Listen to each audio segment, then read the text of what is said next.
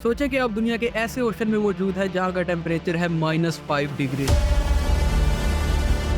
चारों तरफ बर्फ, तेज हवा और समंदर की गहरी लहरें, और आपके नीचे एक ऐसी शिप है जो आहिस्ता आहिस्ता डूब रही है। और आपके जहन में सिर्फ एक सवाल, क्या मैं जिंदा बच सकूंगा? ये कहानी है 23 नवंबर 2007 में एंटार्क्टिक ओशन की। एक एक्सपीडिशन क्रूज शिप जिसका नाम था MV एक्सप्लोरर। इस शिप पर तकरीबन 154 पैसेंजर्स थे, टूरिस्ट, साइंटिस्ट और क्रू मेंबर्स। ये सब लोग एक एडवेंचर ट्रिप पर निकले थे और प्लान बिल्कुल सिंपल था। एंटार्क्टिका के ग्लेशियर्स देखना, पेंगुइन्स देखना, नेचर फोटोग्राफी करना और फिर सही सलामत घर वापस आ जाना। लेकिन उस रात एक छोटी सी मिस्टेक ने इनकी पूरी जर्नी को एक सर्वाइवल स्टोरी बना दिया। रात के करीब 12 बजे ये शिप एंटार्क्टिका के सबसे डेंजरस एरिया से गुजरता है।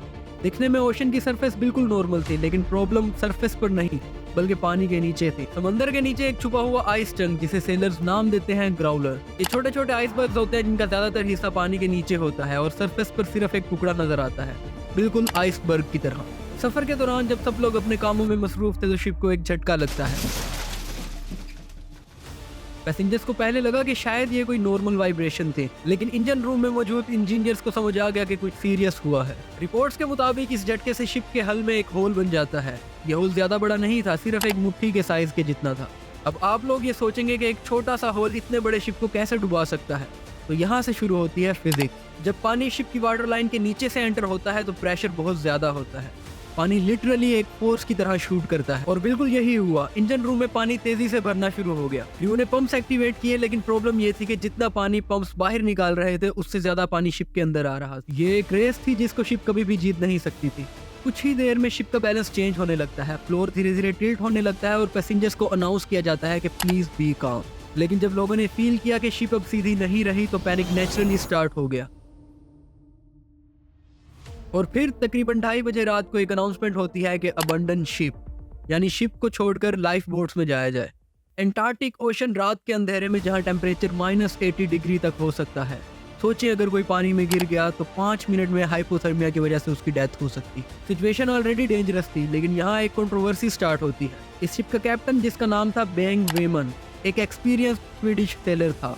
और मैरीटाइम ट्रेडिशन के मुताबिक एक अनरिटन रूल होता है कि captain goes with the ship, यानी अगर शिप डूब रही हो तो कैप्टन सबसे आखिर में शिप को छोड़ता है या शिप के साथ डूबता है, क्योंकि कैप्टन की सबसे पहली जिम्मेदारी होती है क्रू और पैसेंजर्स की सेफ्टी।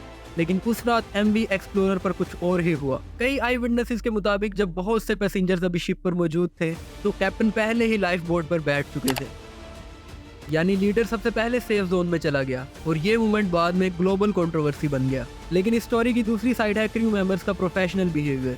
उन्होंने पैनिक नहीं किया, बल्कि पैसेंजर्स को लाइफ जैकेट्स दी, बुजुर्ग लोगों की हेल्प की और उन सब लोगों को लाइफ बोट्स तक लेकर गए। एक radio operator continuously broadcast signals भेजता रहा कि this is MV Explorer, we are sinking. Mayday, mayday, this is MV Explorer, we are sinking.